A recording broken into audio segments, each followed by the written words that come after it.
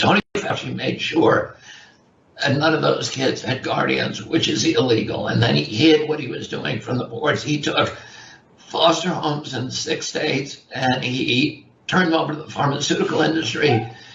He made sure that the people who were running those foster homes did not even have medical training. Most of them were immigrants who came from the Dominican Republic.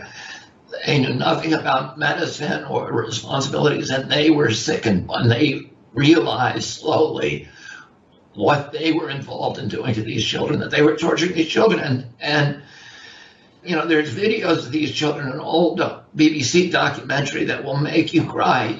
I promise you cannot look at these without weeping. One of these kids, a 12-year-old who's trying to protect the 8-year-old, and he has a tube in his stomach.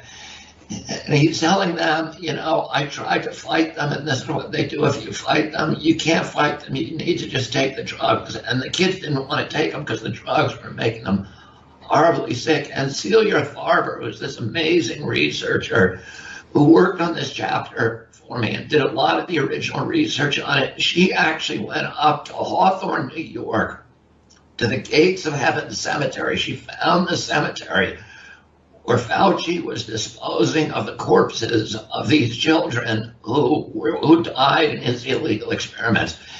She found an open pit. It was actually covered by an astroturf carpet. She opened the astroturf carpet and she saw hundreds and hundreds of tiny little coffins stacked haphazardly upon each other, because these are children who have no parents and nobody was there to protect them.